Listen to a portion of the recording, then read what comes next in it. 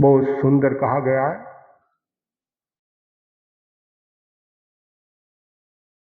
लोगोत्तमे समणे नाय पुत्ते, लोक में भगवान महावीर श्रवण उत्तम है। इस अवसरपणी काल में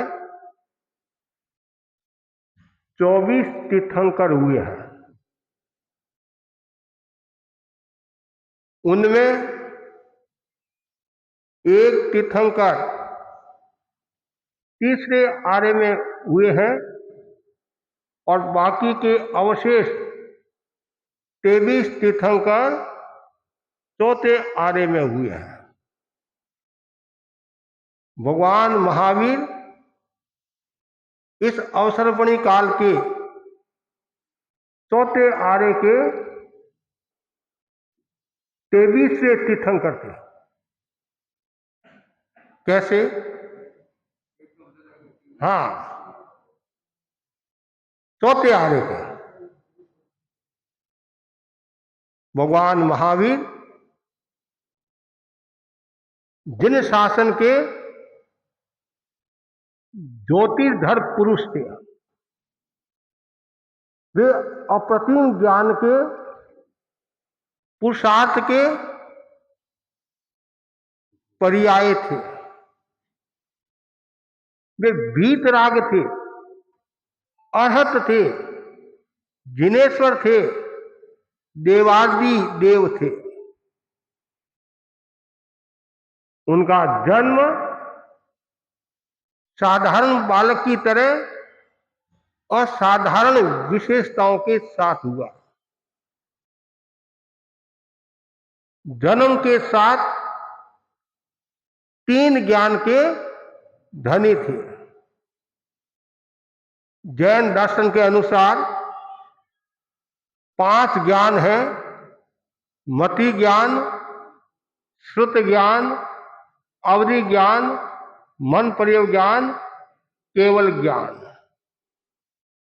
5 ज्ञान में 4 ज्ञान तो काम चला हुआ है।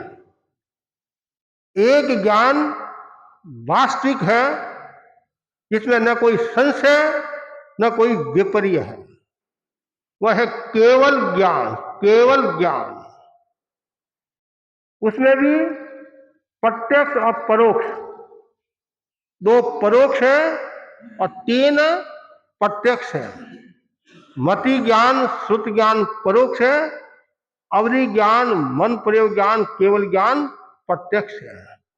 अंतिम 3 ज्ञान अतीन्द्रिय चेतना के साथ जुड़े हुए हैं। तो भगवान महावीर के पास में जब वे जन्मे, उस समय परोक्ष ज्ञान भी था, मति और श्रुत, और साथ में अतीन्द्रिय ज्ञान अर्थात अवधि ज्ञान भी था। 3 ज्ञान के धारक। जन्म हुआ, जन्म के बाद जन्मोत्सव मनाया गया, बचपन बीता। बचपन में भी अनेक संस्मरण भगवान महावीर से जुड़े हुए हैं। एक बार की बात है, पार्श्वनाथ की परंपरा के जंगाचारण मुनि, आकाशगामिनी मुनि वैशाली नगर आए। संजय और विजय नाम के 2 मुनि राजमहल में पधारे। वापी नीचे उतरे, सन्मति को देखा, बालक को देखा, बालक को देखा। देखते ही उनके मन में जो जिज्ञासा थी और उनको समाधान मिल गया। इसलिए उनका नाम इन मुनियों के द्वारा सन्मति रखा गया।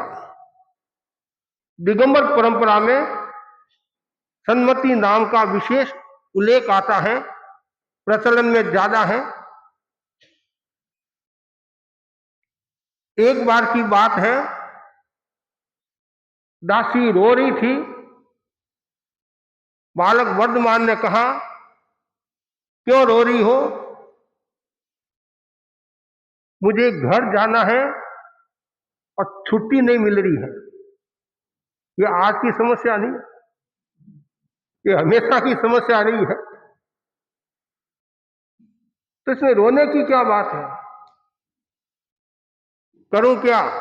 फिर दासी बोली, तुम बड़ा होने के बाद मेरे कार्य में सहयोग करेगा? कि जरूर करूंगा। तो अब ऐसा कर, तुम्हारे को जाना है, हम दोनों मिलकर काम करें। लेकिन अब मैं पहुंच नहीं सकूंगी, समय नहीं है, उसकी तो चिंता छोड़, दोनों मिलकर काम करेंगे और मैं वाहन की व्यवस्था करा दूंगा और तू चली जाना है। सारा काम संपादित हुआ। ग्रंथकार कहते हैं, भगवान महावीर बचपन से ही करुणाशील थे। उनके मन में करुणा का भाव, यदि करुणा का भाव नहीं होता, चौराहे पर बिकने वाली चंदनवाला का उद्धार नहीं होता, चंदकोशी का उद्धार नहीं होता, अर्जुन माली का उद्धार नहीं होता। न जाने कितने जीवों का उन्होंने उद्धार किया है। जिनके जीवन में करुणा का सागर लहराता है, वह व्यक्ति अपने आप में विशिष्ट और शक्ति संपन्न होता है। आमलकी की घटना आपके सामने है, सिंधु शक की घटना आपके सामने है, पर्यूषण पर्व में काफी घटनाएं आपको सुनाई और वर्षों से आप सुन रहे हैं। यौवन की दहलीज पर आरूढ़ हुए, शादी हुई, पुत्री हुई, 28 वर्ष के हुए, माता पिता का स्वर्गवास हो गया। जब वे गर्भ में थे, उन्होंने संकल्प लिया था कि जब तक माता पिता जीवित रहेंगे तब तक मैं दीक्षा नहीं लूंगा। माता पिता का स्वर्गवास हो गया, दीक्षा की बात आई। नंदीवर्धन ने कहा, भाई इधर तो पिता चले गए हैं, मां चली गई है और तू और जा रहा है, कितना दुख, कितनी पीड़ा, कितना कष्ट। और फिर लोग क्या कहेंगे कि देखो क्या जमाना आया है, पार्टी देनी पड़ती है, सत्ता देनी पड़ती है, राज्य देना पड़ेगा, इसलिए घर से बाहर निकाल दिया है। कभी कभी हम बच्चों को प्रेरणा देते हैं दीक्षा के लिए। 2 भाई है तो एक भाई कहता है इसको दीक्षा दे दो, घर का मालिक मैं बन जाऊंगा। तो वैसे ही ये सब बातें कि नंदीवर्धन के आग्रह पर 2 वर्ष तक और संसार में रहे। उन्होंने अनेक संकल्प स्वीकार किए और फिर 30 वर्ष की उम्र में मिक्सर महीने में धन वैभव सत्ता को छोड़कर, राजपाट आदि को छोड़कर अध्यात्म की दिशा में प्रस्थान किया, वीतरागता की दिशा में प्रस्थान किया और दीक्षा स्वीकार करने के बाद 12.5 वर्ष तक भीषण परिश्रम को सहन किया। जीवन में कितने उतार चढ़ाव आए, कितने कष्ट आए, उन सबको हंसते हंसते उन्होंने सहन किया। चाहे वो संगम का उदाहरण ले लो, चाहे कठपुतली देवी का उदाहरण ले लो, चाहे वह दूसरे ग्वाले का उदाहरण ले लो तो कानों में कीले ठोकते हैं, वो उदाहरण ले लो, पैरों पर भात पकाते वो उदाहरण ले लो, फांसी के फंदे पर लटकाया वो उदाहरण ले लो। न जाने कितने कष्ट चोर समझकर उनके साथ कितना अन्याय हुआ। अनार्य देश में अज्ञानी लोगों ने उनके पीछे कुत्ते भगाए। इन सब स्थितियों में अपने आप को संतुलित रखा और ऐसा कहा जाता है 23 तीर्थंकरों के कर्म एक साइड में और भगवान महावीर स्वामी के कर्म एक साइड में है। भगवान महावीर ने पूर्व अवस्था में कितने कर्म किए थे और भगवान खुद चिंतन करते थे, मैंने जो कर्म किए हैं वो मुझे ही भोगना है, दूसरा कोई भोगने वाला नहीं है। हंसते हंसते कर्म किया है तो हंसते हंसते कर्मों को सहन करना है। इसलिए कहा गया है, मारे जाओ कर मारे, मारे जाओ कर मारे, कर्म बड़ा बलवान, मारे कर्म बड़ा बलवान, मारे जाओ कर्म हसावे, कर्म रुलावे, कर्म हसावे, कर्म रुलावे, ओ कर्म बड़ो बलवान, मारे जाओ कर मारे, ओ कर्म बड़ो बलवान, मारे ये कर्म बलवान है, शक्तिशाली है। कर्म किसी को भी नहीं छोड़ता है। भगवान ऋषभ को भी नहीं छोड़ा, राम को भी नहीं छोड़ा, महावीर स्वामी को भी नहीं छोड़ा। न आपको छोड़ने वाला है और न दिनेश कुमार जी को छोड़ने वाला है। इसलिए कर्म करते समय सावधानी रखो, बार बार भावना भाव, मैं निरंतर जागरूकता की साधना करूं, अप्रमत्तता की साधना करूं, वर्तमान में जीना सीखूं और ये भावना भाव मेरे जोग से किसी का अहित न हो, अनिष्ट न हो, किसी को तकलीफ न हो, मैं कष्ट सहन कर लूं, मेरे जोग से दूसरों को कोई कष्ट न हो, ये हमेशा भावना भाना। तो भगवान महावीर ने इतने सारे कष्टों को सहन किया और परिणाम ये आया, 8 कर्मों में 4 कर्मों का क्षय कर दिया। ज्ञानावनीय कर्म का, दर्शनावनीय कर्म, मोहनीय कर्म, अंतराय। पहले मोहनीय कर्म को क्षीण किया राजा को 12वें गुणस्थान में, फिर 13वें गुणस्थान के प्रथम समय में ज्ञानावनीय कर्म, दर्शनावनीय कर्म, अंतराय कर्म, इन 3 कर्मों का क्षय किया और केवल ज्ञान को प्राप्त किया। केवल ज्ञान की प्राप्ति के बाद, केवल ये प्राप्ति के बाद में उन्होंने तीर्थ की स्थापना की।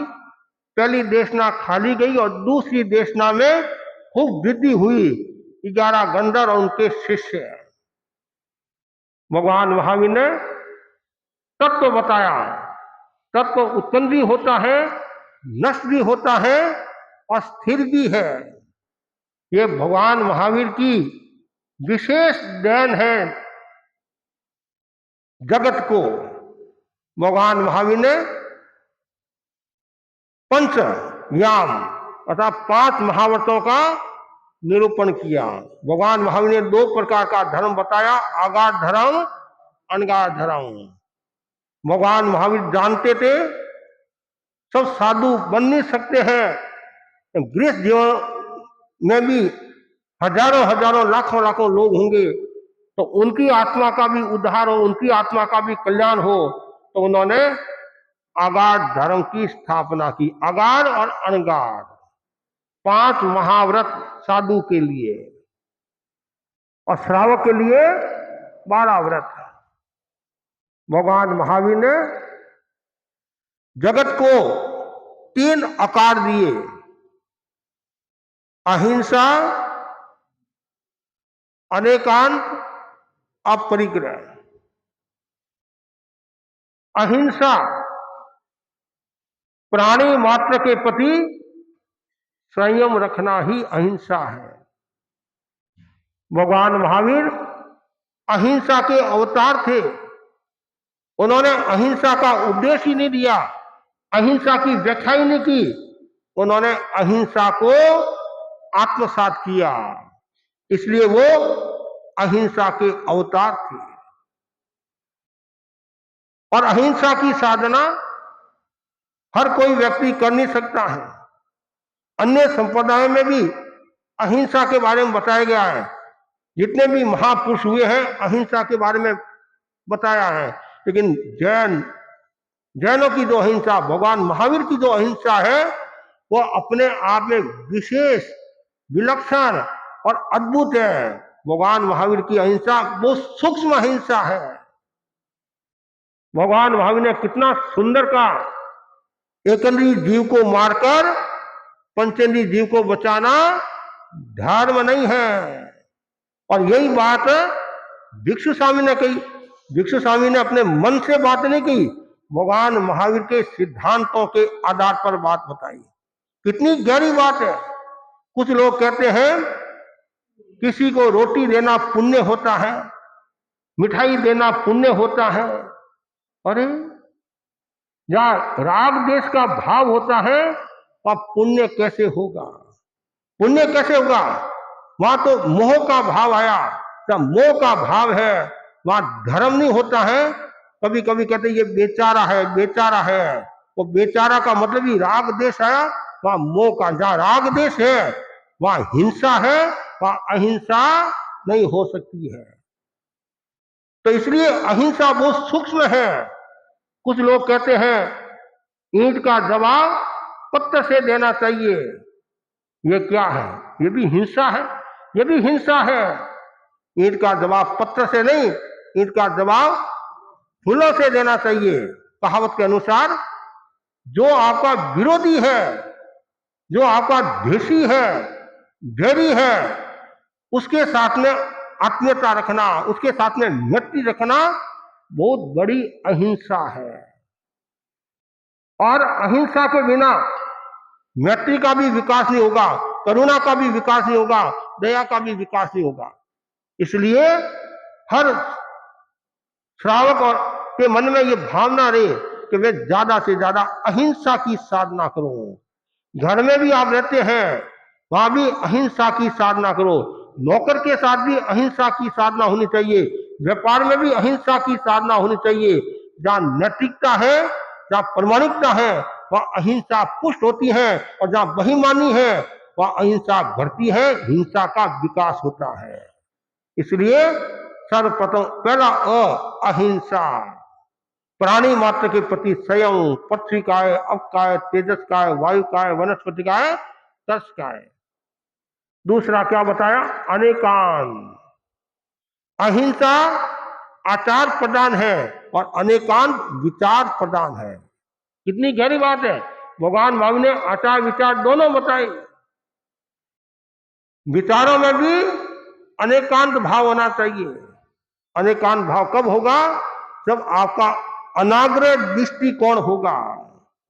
आचार्य अमित गति भगवान महावीर से निवेदन करते हैं, मनते मुझे कुछ नहीं चाहिए, केवल 3 रत्न चाहिए।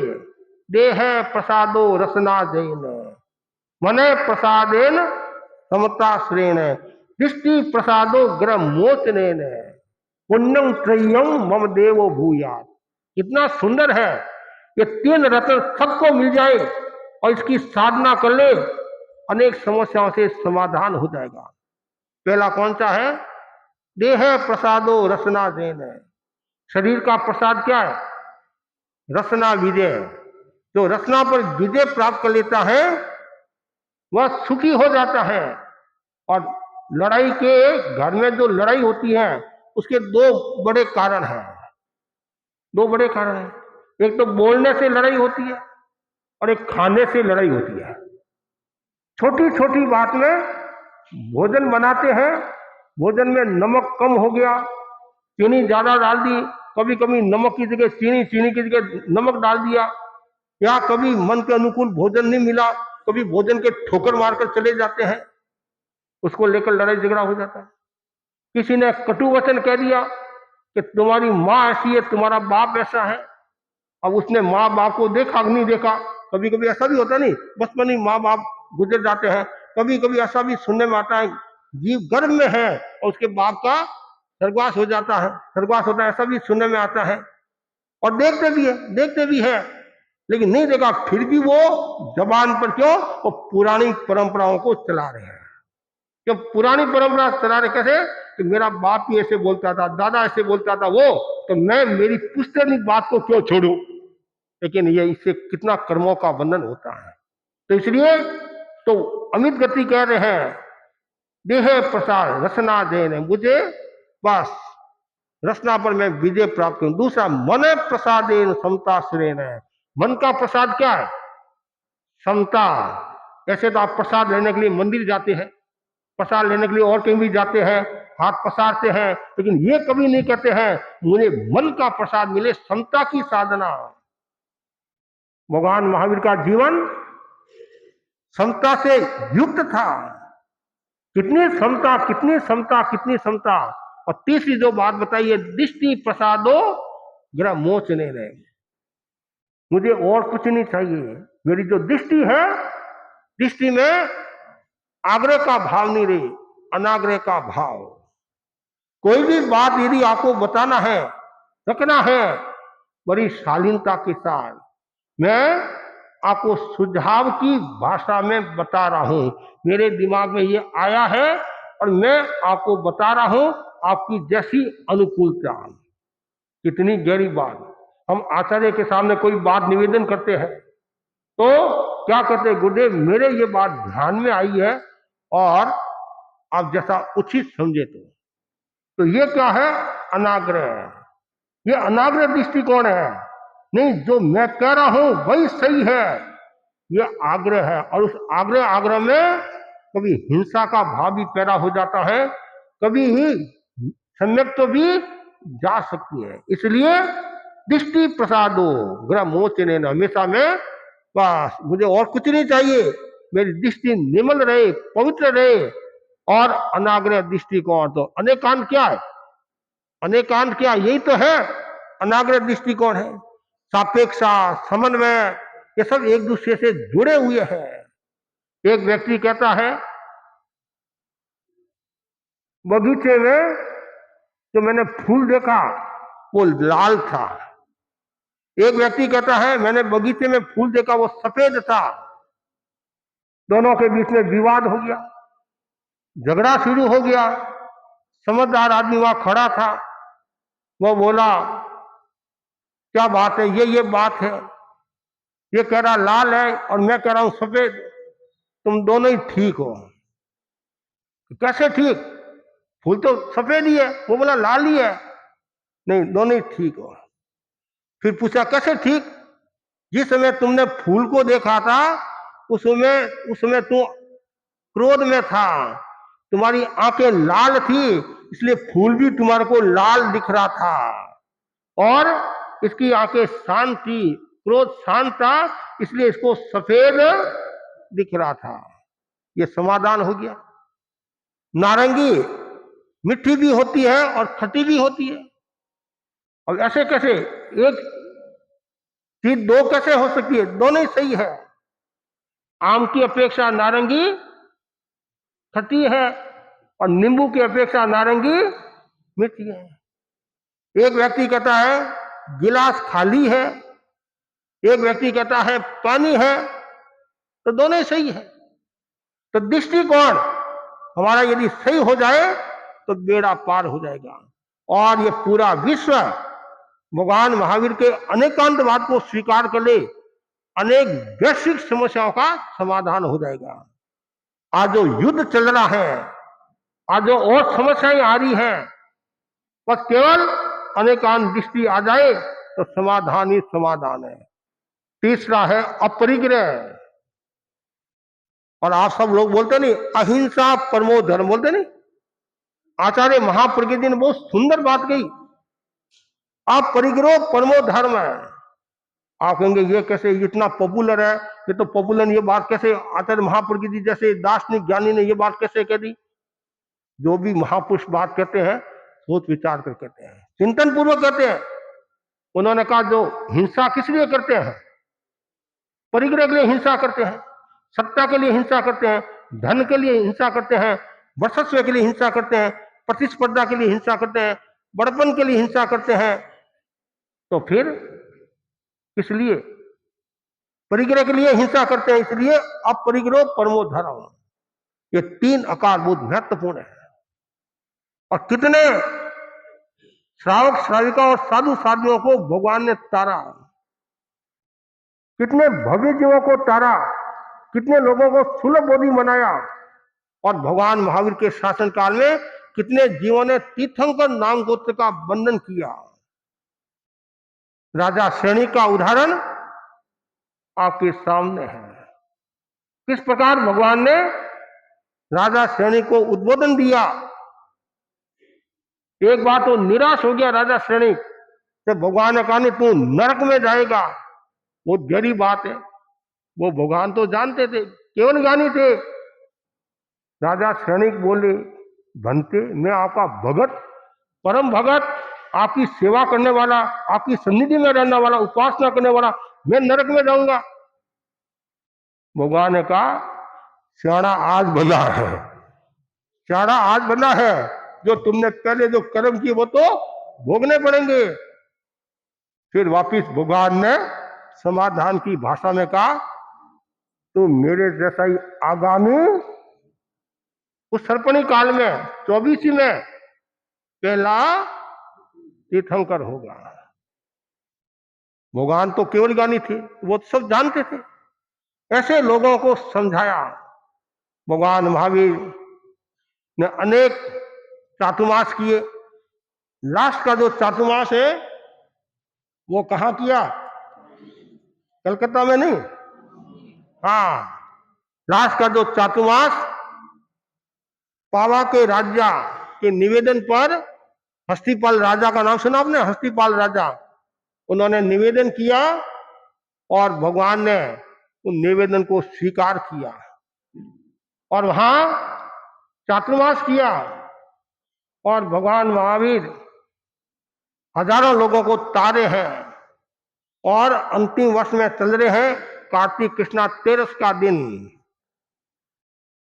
और वही रात्रि में भगवान ने, उसमें भगवान ने 2 दिन का उपवास किया और इस अवधि में 16 प्रहर तक निरंतर देशना देते रहे। संठारा किया, फिर बाद में देशना, और देशना देते देते भगवान के सामने अनेक प्रश्न भी आते हैं और भगवान से निवेदन भी करते हैं। और फिर इस भगवान महावीर निर्वाण के पूर्व भगवान महावीर ने गौतम स्वामी को याद किया। गौतम स्वामी आते हैं, वंदना करते हैं और भगवान ने कहा पास का जो गांव है वह देव शर्मा ब्राह्मण को समझाने के लिए जाना है। तत्व में रुचि है, धर्म आराधना करने वाला है। लेकिन उस समय देखो, ये भी योग की बात है, गौतम स्वामी भी 4 ज्ञान के धनी थे, वो भी दिमाग लगा सकते थे। आप ज्यादा दिमाग लगाते हो, आप तो अनावश्यक दिमाग लगा देते हो। वो 4 ज्ञान के धनी थे, फिर भी उन्होंने दिमाग नहीं लगाया। बस है, हाँ, वही को नहीं, दिमाग नहीं लगाया, केवल आज्ञा का पालन। बस आज्ञा, भगवान ने मुझे कहा है, मेरे को पात्र समझा है, इसलिए मुझे भेजा है। इसमें कभी ननु नस नहीं आना चाहिए। कभी कभी आपके मन में भी आ जाता है, हम कहते हैं आपको उस क्षेत्र में जाना है, दूसरे को कहा उस क्षेत्र में जाना है, तो आपके मन में क्या आता है कि देखो महाराज जी पक्षपात करते हैं, मेरे को तो छोटे से क्षेत्र में भेज दिया और इनको बड़े क्षेत्र में भेज दिया। कभी नहीं, ये सोचना चाहिए कि महाराज की मेरे ऊपर कृपा है, हजारों लोग हैं, मेरे को क्यों कहा, मेरे को योग्य समझा इसलिए मुझे कहा है। छोटा बड़ा क्षेत्र नहीं सोचना चाहिए। कभी कभी गुरुदेव जी छोटे क्षेत्र में हमारा चातुर्मास कराते हैं, तो उस समय हम क्या सोचते हैं, गुरु हमारे कितने उपकारी है, हमारा कितना ध्यान रखते हैं कि ये बड़े शहरों में चातुर्मास करता है, इसको श्रम बहुत करना पड़ता है, मेहनत बहुत करनी पड़ती है। इस बार छोटे से क्षेत्र में साधना भी इसकी अच्छी होगी और शरीर भी, मतलब श्रम भी कम होगा। तभी ये देख सोचने का तरीका। कभी कभी हमारे संत जो संघ से अलग हो गए, उनका चातुर्मास राजनगर फरमाया। कोई राजनगर कोई छोटा क्षेत्र नहीं है, अच्छा बड़ा क्षेत्र है, लेकिन वो मुनि क्या है, बड़ा शहरों में चातुर्मास करते थे। जैसे कल मतलब ज्यादातर दिल्ली में चातुर्मास करते थे वो, दिल्ली है, जयपुर के मतलब बड़े बड़े, तो उनके मन में आया गुरुदेव की कृपा मेरे ऊपर कम है। अरे ये सोचना चाहिए गुरुदेव की मेरे ऊपर अनंत कृपा है, इसलिए मुझे राजनगर भेजा है, बोधि स्थल में भेजा है, जहां आचार्य भिक्षु को बोधि प्राप्त हुई थी। तो वैसे ही उन्होंने कोई दिमाग नहीं लगाया और वहां से प्रस्थान किया। देव शर्मा के गांव में आए, उनको समझाया। और ऐसा भी कहा जाता है उस समय गौतम का वहां रहना भी उचित नहीं था, वहां रहना भी उचित नहीं था और जिन शासन के लिए भी अच्छा नहीं था। आप कहेंगे ये कैसे हो सकता है? उचित तो इसलिए नहीं था कि वो वहां रहते तो उनको केवल ज्ञान नहीं होता, और उनके लिए उचित नहीं था और जिन शासन के लिए। और यदि उनको केवल ज्ञान हो जाता, केवल ज्ञान हो जाता, तो फिर हमारी संघ की परंपरा कैसे चलती है। इसलिए भगवान महावीर ने सुधर्मा स्वामी को आचार्य बना। क्यों बनाया? क्यों बनाया? सन्मस्त जो होता है वो ही परंपरा को चला सकता है, कि भगवान महावीर ने ये कहा है। तो गौतम स्वामी को उसमें यदि केवल ज्ञान हो जाता और उनको यदि आचार्य बना दिया और केवल ज्ञान हो गया उनको, तो फिर वो ये नहीं कहते भगवान ने ऐसा कहा है, भगवान ने ऐसा कहा, वो कहते मैं ऐसा कहता हूं। और ये बात ऐसा भी इतिहासकार कहते हैं, इंद्र ने भी भगवान को निवेदन किया, बनते इनका यहाँ रहना उचित नहीं है। और अनेक बातें आती है, कुल मिलाकर भगवान ने उनको वहां भेजा और वो समझा रहे हैं। और पीछे भगवान देशना दे रहे हैं। और इस देशना में एक बार ऐसा भी है, अनशन काल की एक घटना भी आती है। तो वहां का जो राजा था ना, कौन, पुण्यपाल, जो खूब सेवा करता था, और वहां ही भगवान विराज रहे थे। और पुण्यपाल के दो, हस्तीपाल के दो एक ही संभवतः नाम है।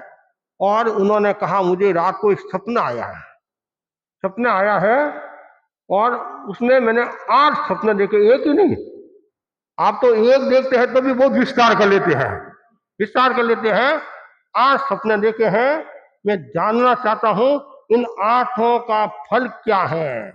क्या सपने देखे? हाथी, बंदर, शीर वृक्ष, कुआ, दुर्बल सिंह, कमल, बीज और कुंभ, ये 8 सपने मैंने देखे हैं। तो भगवान एक एक सपने का अर्थ बताते हैं, समय की सीमा है, एक दो मैं आपको बता देता हूं। पहला जो हाथी है, 5वें आरक में श्रावक लोग हाथी के समान हृष्ट पुष्ट होते हुए भी धर्म कार्य में आलसी होंगे। यदि थोड़ी बहुत धर्म क्रिया भी करेंगे तो वह टिकाऊ नहीं होगी और थोड़ी सी बाधा से छोड़ देंगे। ये पहले सपने का फल है। दूसरा, तुम्हारे इस सपने का अर्थ है 5वें आर्य के आचार्य चंचल मति, चंचल स्वभाव और प्रमादी होंगे, अपने संघ के नियम व्रत बार बार बदलते रहेंगे। ये बंदर जो सपना आया उसका। तीसरा जो है, ऐसे वृक्षों को जीव जंतु जैसे घेरे रहते हैं, वैसे धनी श्रावकों को पाखंडी साधु घेरे रहेंगे। अच्छे मुनियों का प्रभाव कम हो जाएगा, क्योंकि वहां तक लोगों को पहुंचने भी नहीं देंगे। यह है क्षीर वृक्ष। ऐसे करके 8 है। और उसके बाद में अब भगवान महावीर ने जो देशना दी पुण्य पाप पर और उत्तरादेन, किसपन, ये विपाक सूत्र आता नहीं, किसपन अध्ययन विपाक मतलब पुण्य के, और किसपन ही पाप के, इनके बारे में बताया। फिर उत्तरादेन सूत्र के बारे में बताया। पूरी देशना जो वर्तमान में जो उत्तरादेन सूत्र है वो भगवान महावीर की अंतिम देशना है। और ऐसे करते करते भगवान अब लास्ट में स्वाति नक्षत्र के साथ भगवान के निर्वाण का समय निकट आ गया। शरीर के स्पंदन शांत होने लगे। काय योग, वचन योग और मन योग का निरोध हुआ। आभा मंडल भीतर समा गया। थोड़े प्रहर के अनशन के साथ राजा हस्तीपाल पुण्यपाल की रत्नशाला में भगवान महावीर का पर्यंकासन में निर्माण हो गया। संपूर्ण भारत क्षेत्र में, भरत क्षेत्र में अंधकार हो गया और भारत वसुंधरा से एक दिव्य ज्योति विलीन होगी और सबके मन उदास हो गए। और 9 मल्ली 9 लच्छी जो 18 देश के राजा वहां उपस्थित थे ने इस अंधकार को बाहर से कम करने के लिए दीपों का उजाला किया। और ऐसा भी कहा जाता है, और देवता भी, तो उनको क्यों, जब भगवान का निर्वाण होता है तो देवता आते हैं तो चारों ओर अंधेरा ही अंधेरा था। क्यों, अमावस्या थी, अंधेरा, लोगों के आने में भी समस्या। तो ऐसा कहा जाता है जगह जगह दीप जलाए गए और फिर इसी दिन की स्मृति में दीप माला मनाई जाती है। और दीप उजाला किया लोगों की सुविधा के लिए। और यह तीर्थंकरों के निर्वाण का समय संपूर्ण सृष्टि के लिए सुख शांतिदायक होता है। क्षण भर के लिए नारकीय जीवों को भी स्वर्गीय सुख मिलता है। और फिर भगवान का जो दाह संस्कार होता है, वो दाह संस्कार हुआ जो राख है, वो राख विसर्जित की जाती है। कुल मिलाकर भगवान महावीर सदा सदा के लिए भरत क्षेत्र से विदा हो गए और अपनी मंजिल को प्राप्त कर लिया। भगवान महावीर आज वर्तमान में नहीं है, न 4 गति में है, मोक्ष में विराजमान है। और बार बार भावना भाव, मुझे भी ऐसी शक्ति मिले और मैं भी कर्मों का क्षय करके मोक्ष को प्राप्त हूं। और इधर गौतम स्वामी भगवान की आज्ञा से जाते समझा रहे हैं, और कुछ ही समय के बाद में पता चलता है, संभवतः ऐसा कहा जाता, किसी श्राविका ने कहा कि भगवान का निर्वाण हो गया है। जैसे ये सुना और एक बालक की तरह 4 ज्ञान के धनी, वहां भी दिमाग नहीं लगाया, मोह का काम बड़ा कठिन होता है। और तत्काल रोने लगे, विलाप करने लगे, हे भगवान, मैंने क्या गलती की, सारी जिंदगी में आपकी सेवा में रहा, आपकी आज्ञा का मैंने पालन किया, और मैंने ऐसा किया, वो किया, ऐसा मैंने क्या अपराध कर लिया जो आपने मेरे को दूर रखा। कुछ क्षणों के बाद में वापिस चिंतन बदला, अरे भगवान ने तो मेरे हित के लिए किया है। और मोह कर्म क्षीण हुआ और उनको भी केवल ज्ञान हो गया। दिगंबर परंपरा वाले गौतम स्वामी को मानते हैं कि भाई भगवान महावीर के बाद गौतम स्वामी, और श्वेतांबर परंपरा के अनुसार भगवान महावीर के निर्वाण के बाद जो आचार्य, जो पटावली हमारी जो चल रही है, और फर्स्ट कौन है, सुधर्मा स्वामी। अब संदेश इतना ही है, यदि आप भगवान महावीर का निर्वाण दिवस मना रहे हैं, भगवान महावीर की गुण गाथा गा रहे हैं, केवल गुण गाथा गाने से कल्याण होने वाला नहीं है। कन्हैयालाल मिश्र प्रभाकर के शब्दों में पाप के 4 हथियार हैं। किसी व्यक्ति को डाउन करना है तो उसमें एक हथियार है, जय हो जय हो जय हो जय हो, और इतनी जय बोलो सामने वाला वो कुप्पा हो जाएगा, नीचे गिर जाएगा। केवल जय जयकारों से, और जय जयकारों में आप बहुत होशियार हो, सुबह हम प्रार्थना करते ना वहां श्रावण, और जोश के साथ बोलते हैं श्रवण भगवान महावीर स्वामी की जय, कार्यक्रम के बाद में भी जोश के साथ बोलते हैं, इतना जोश आता है जैसे कोई केवल ज्ञान हो रहा हो। लेकिन केवल वो जोश के साथ होश भी जरूरी है, केवल जय जयकारों से ही कल्याण नहीं होगा। लेकिन भगवान महावीर ने जो सिद्धांत दिए हैं, उन सिद्धांतों को आत्मसात करोगे, उन सिद्धांतों को प्रयोग में लाओगे और पद चिन्हों पर चलोगे, तब आत्मा का कल्याण होगा। और संदेश इतना ही है कि आप भी मोह कर्म को क्षीण करो, मोह को उपशांत करो।